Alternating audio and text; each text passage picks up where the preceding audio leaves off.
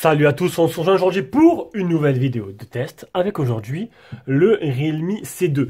Un smartphone low cost, pas Realme. Donc Realme, pour ceux qui ne connaissent pas, c'est une grosse marque. Hein.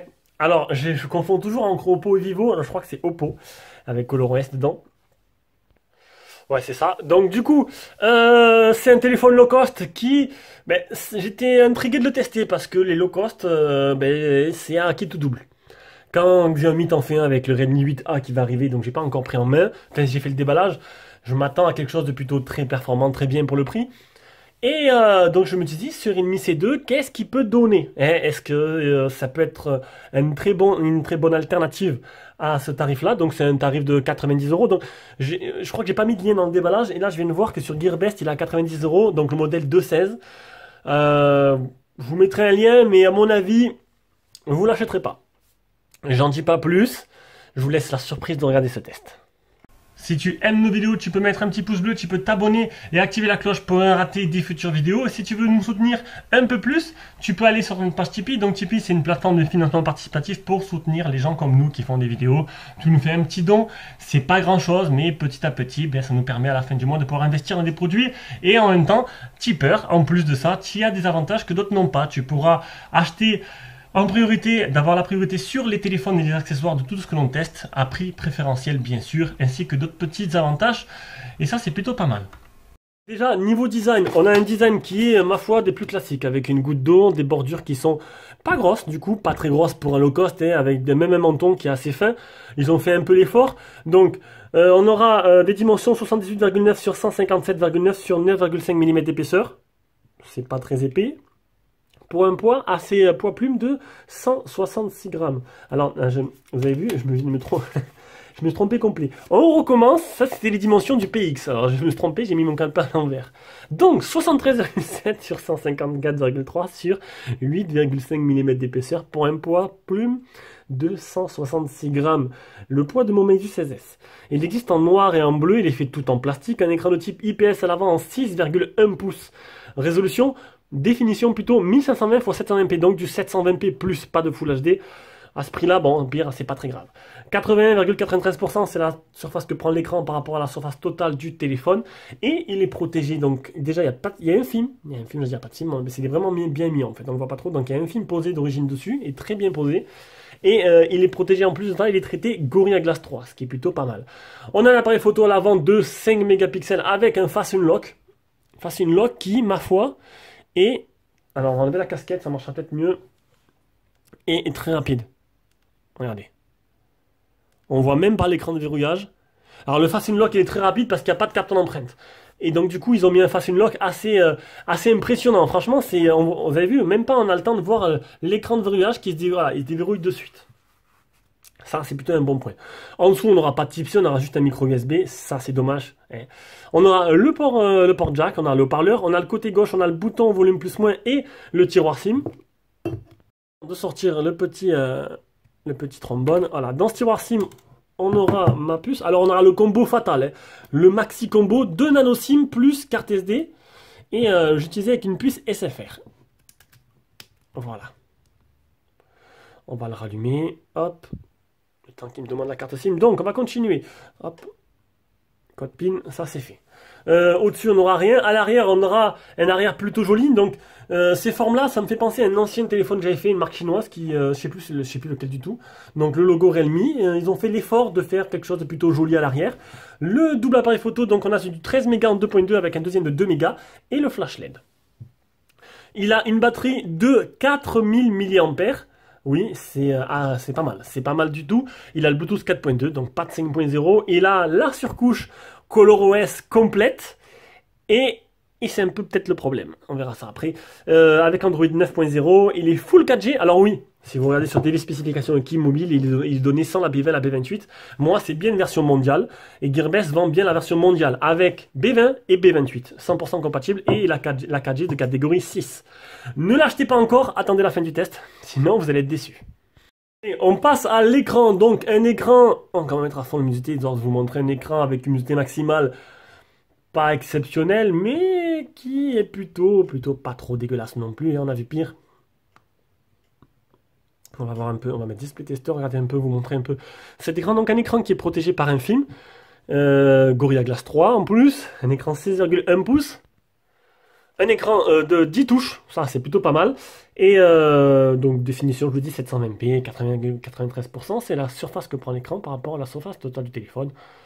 On le répète pour ceux qui arrivent à peine maintenant dans la vidéo. Donc l'écran est plutôt correct. Niveau réactivité et utilisation du téléphone, donc pour l'écran, pour l'écriture des messages et tout, je pense qu'on va passer à la suite et vous comprendrez pourquoi j'hésite à donner mon avis sur l'écran en fait. Donc on arrive à la partie logicielle. Donc un smartphone qui a 2 Go de RAM, ce modèle-là, 16 Go de mémoire interne. Alors les 2 Go de RAM, ça fait longtemps et le problème c'est que si c'est pas bien optimisé, ça rame un peu et honnêtement, je préfère vous le dire de suite, avec ce téléphone-là, vous n'allez pas gayer. Vous allez sortir les rames, vous n'allez pas gayer, il ne faudra pas être pressé. Alors, un exemple, un mauvais exemple, ça marche. C'est pas des plus rapides, mais on va dire que ça marche. On va ouvrir autre chose, Rakuten.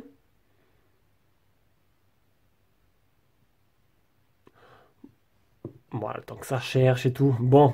On va ouvrir une autre. Allez, on va continuer. On va s'amuser à ouvrir pas mal d'applications. Donc, je vous conseillerais, si vraiment vous comptez l'acheter, on va baisser la luminosité là, c'est de mettre des applications dites light. Facebook Lite, etc., etc. Moi, j'ai mis toutes mes applications favorites en version normale et j'aurais peut-être pas dû parce que du coup, ben, c'est un peu tendu. Voilà. On va dire que dès que j'ouvre une application, ben, voilà. Ça, faut prendre son mal en patience, quoi. Ça rame un peu, il n'y a que 2 Go de RAM. Et la surcouche ColorOS en version complète n'arrange pas les choses. Ils auraient dû peut-être mettre Android Stock, qui serait fait un peu plus light, un peu plus léger par l'utilisation. La ColorOS, il est lourd. Et pour un téléphone avec seulement 2 Go de RAM, ça le fait pas trop. Et c'est vraiment dommage en fait parce que le téléphone il a des arguments, on va le voir après un peu par la suite. C'est dommage, peut-être prendre la version 3 Go de RAM que je n'ai pas pu tester, peut-être qu'elle sera mieux optimisée et qu'elle tournera mieux. Et du coup ça fera de ce téléphone un très bon rapport prix parce qu'il a des qualités. Alors, niveau Antutu, donc on est 87 553, c'est pas non plus une fusée. Niveau test chauffe on est à 36 degrés. Il n'est pas certifié L1, donc pas de HD sur l'application de streaming, il n'est pas infecté par des malwares. Les Geekbench, le premier, le deuxième, 5062 c'est le PC Mark. On a une suite logicielle de nettoyage, autorisation, analyse antivirus, protection des paiements, test de routine. On a eu 2 mises à jour successives, une première de 92 MO et la deuxième énorme de 2 Go. Alors elle a mis 100 ans la deuxième. Je me suis dit ça va être mieux, ça a amélioré un peu les choses, mais voilà, il n'y a plus de mise à jour, mais là c'est... Voilà, bon ben voilà. Après, on a donc écran, il y a énormément d'options dans cette ROM. Certes, c'est intéressant pour ce genre de téléphone, encore une fois, dommage. L'écran scindé, voilà, pour couper, pour avoir 2 écrans sur la même application. Un mode jeu, quand vous jouez, pour pas être dérangé. Un clonage d'application pour utiliser 2 comptes avec la même application. On aura la connexion au TG, voilà, ça je crois que c'est là que j'ai voulu faire, capture d'écran. On aura mode sécurité, autorisation, fenêtre flottante, protection d'informations personnelles, localiser mon appareil, il faudra mettre spot compte. ColorOS, protection des paiements, SOS urgence, blocage, harcèlement, blocage force bande d'accès, chiffrement d'application, espace enfant, coffre-fort. Il y a beaucoup de choses qui ont été mises et qui ralentissent un peu tout l'ensemble système en fait, c'est dommage. Donc vous appuyez, voilà, vous pouvez régler pour appuyer l'assistant Google. Alors les gestures ou les boutons, donc moi j'ai mis les gestures, donc très simple, hein, vous pouvez configurer les gestures. Une barre assistant, c'est un petit widget que vous appuyez dessus, c'est un petit carrousel qui apparaît. Une barre latérale, alors on va vous montrer, voilà, une barre latérale qui apparaît, voilà, avec des raccourcis, ça peut être intéressant. Geste sur écran éteint, le double tap, alors c'est bien quand ça marche.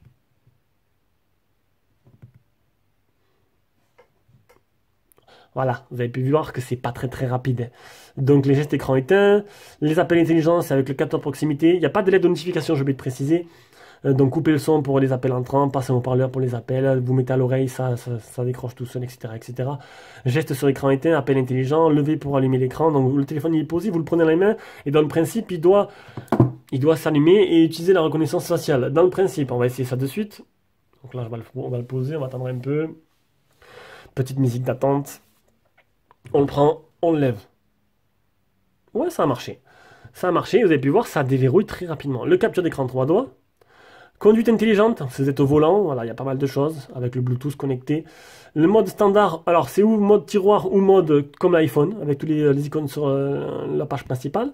Luminosité auto, taille de police, taille d'affichage, rotation auto, la couleur, plus chaude, plus froid, le mode nuit, enfin voilà, c'est vraiment complet, hein. Le mode nuit, je vous l'ai dit. Alors mode nuit, plusieurs couleurs, il y a noir et blanc, il y a lecture agréable de nuit et en couleur. Alors il y a trois modes différents, ça c'est plutôt pas mal, le mode noir et blanc est plutôt intéressant. Après, un mode jeu, donc je vous l'ai dit, un mode jeu, vous ajoutez vos jeux, hop, et on arrive à l'autonomie, une batterie de 4000 mAh, j'ai utilisé en 14 heures, il me restait 44%, 2h50 sur le téléphone, voici tout ce que j'ai utilisé, j'ai pas joué parce que c'est pas un téléphone, on peut jouer avec, mis à part, voilà. Je vais pas vous montrer le mode jeu, si, allez on va lancer D-Trigger 2 pour vous montrer que il tourne sur toutes les configs tout simplement, et le GPS test de très bien 2 mètres de marge, là ça t'est fixé sur 30. Allez, on passe à D-Trigger 2. Donc D-Trigger 2, histoire de vous montrer, bon, c'est un jeu qui tourne sur toutes les configs, qui est assez joli, hein, vous pouvez le voir. On va baisser, oula, baisser un peu le son. Donc le tactile réagit bien, en plus c'est un 10 pouces, donc il n'y a pas de problème pour ça. Après même 5 touches, ça suffit, hein, tant que c'est pas une 2 touches. Allez, hop, on va tomber. On va aller voir s'il y a quelques ralentissements au moment des tirs. Là. Allez, tire. Oula. Oula, quelques ralentissements, hein, et précision tactile. Ah, et 2 Go de RAM. Ils souffrent un peu. Ils font souffrir le téléphone. Ouais, c'est pas trop facile. Voilà. Donc niveau jeu, ce sera pas un téléphone pour jouer. Et on passe à l'appareil photo, donc le mode photo. Donc mode photo, on a le zoom, hop, un zoom x2, plutôt sympathique. On a un mode portrait, un mode embellissement et un mode vidéo en Full HD 30 fps. Après ici, on aura panoramique, expert, photographié par intervalle à ralenti, HDR, le flash. Ici, activer le boost chromatique. Alors ça, je sais pas, un mode dynamique. Non, ça c'est un mode avec des filtres instantanés, excusez-moi. Le filtre, c'est le boost chromatique, je sais pas ce que c'est. Et là, du coup, on aura donc rapport image, je me suis mis en plein écran. Voici un peu les menus qu'il y a avec, le filigrane et tout. Donc, niveau photo, pour ceux qui sont abonnés à Facebook, j'essaie de mettre. Alors, je mets plus sur Facebook que sur Insta et Twitter. Donc, c'est plus simple, on peut mettre autant de photos qu'on veut sur Facebook. Donc, voilà, sur Facebook, je poste en ce moment toutes les photos que je prends avec les téléphones de test. Et vous avez pu remarquer que pour le prix, les photos étaient plutôt correctes.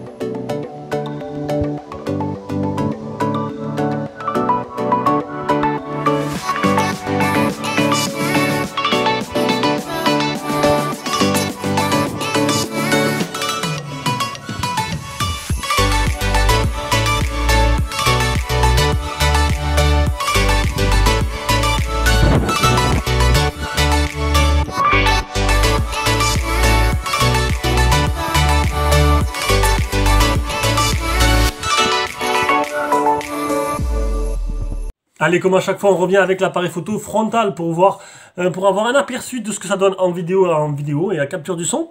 Donc, niveau photo, ben écoutez, pour le prix, ils ont fait un peu comme Xiaomi, ils ont mis quelque chose de plutôt intéressant.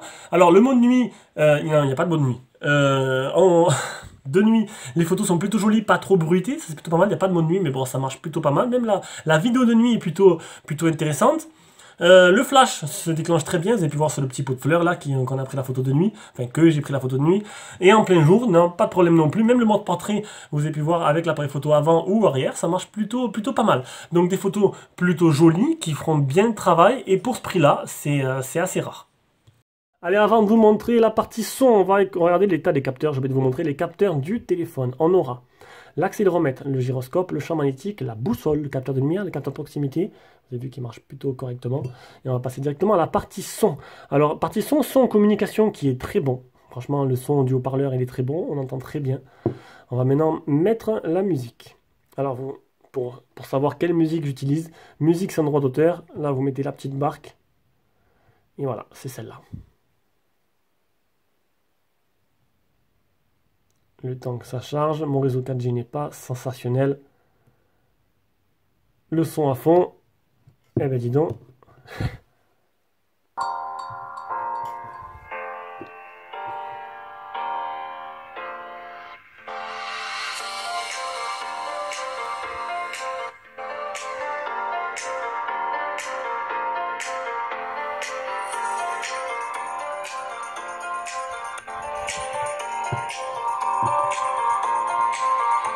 Et le son est plutôt bon, il est plutôt bon, et ça c'est plutôt pas mal. On arrive à la conclusion de ce Realme C2.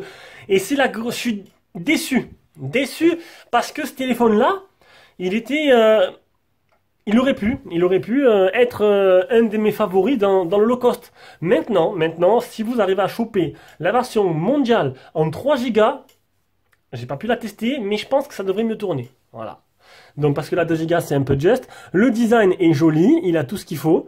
L'écran il est réactif.